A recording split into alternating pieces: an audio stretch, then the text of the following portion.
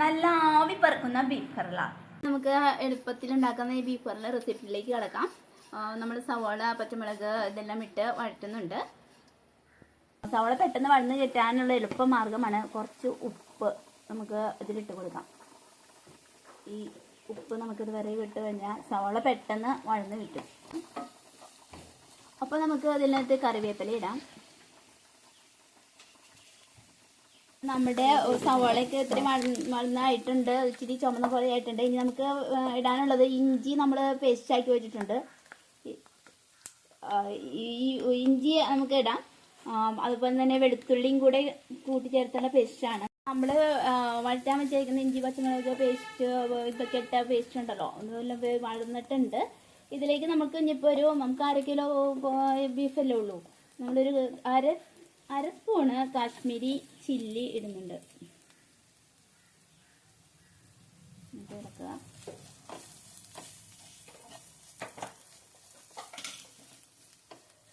അതിനുശേഷം നമ്മൾ 3/4 സ്പൂണ് മുളക് പൊടി ഇടുന്നുണ്ട്.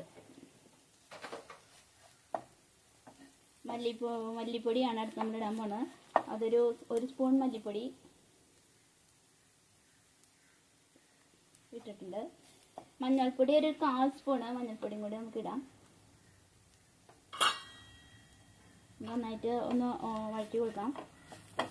നന്നായി വഴന്ന് വരട്ടെ കേട്ടോ. അത് കഴിഞ്ഞ് നമുക്ക് ഇച്ചിരി ഒരു നല്ല ടേസ്റ്റ് കിട്ടണമെന്നുണ്ടല്ലോ, ഒരു ഇച്ചിരി കുരുമുളക് പൊടി, ഒരു കുരുമുളക് പൊടിയും കൂടി ഇട്ട് നമുക്ക് വഴറ്റാം കേട്ടോ. നല്ല ടേസ്റ്റ് കിട്ടും. നമ്മൾക്ക് വയറിനും കുരുമുളക് പൊടി നല്ലതൊക്കെയാണല്ലോ. ഇതിലേക്ക് നമ്മൾക്ക് ഇത് നല്ല ജീരകമാണിത്. അത് നമ്മൾ ചതച്ചാണ് ഇടുന്നത് കേട്ടോ. ഒരു ഇച്ചിരി നല്ല ജീരകം എടുത്ത് ചതച്ചിട്ട് അതും കൂടി ഇട്ട് ഇളക്കുക. നന്നായിട്ട് ഇളക്കണം കേട്ടോ.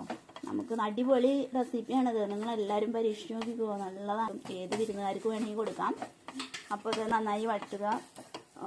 അത് നമുക്കൊരു നുള്ള് പഞ്ചസാര ഒരു ടേസ്റ്റിന് വേണ്ടിയാണത്. അതൊക്കെ ടേസ്റ്റിന് വേണ്ടി ഇടുന്ന സംഗതികളല്ല. അതിപ്പോൾ അത് നമുക്ക് ഇതിന് വേണമെന്ന് നിർബന്ധമൊന്നുമില്ല.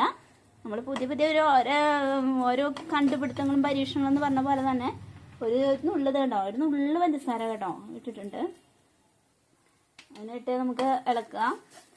അത് നന്നായി വഴന്ന് വന്ന് കഴിഞ്ഞ് കഴിയുമ്പോഴാണ് നമ്മൾ വേവിച്ച് വെച്ചേക്കണ ബീഫ് ഇതിനകത്ത് ഇട്ടിട്ട് നമ്മൾ ഇളക്കും.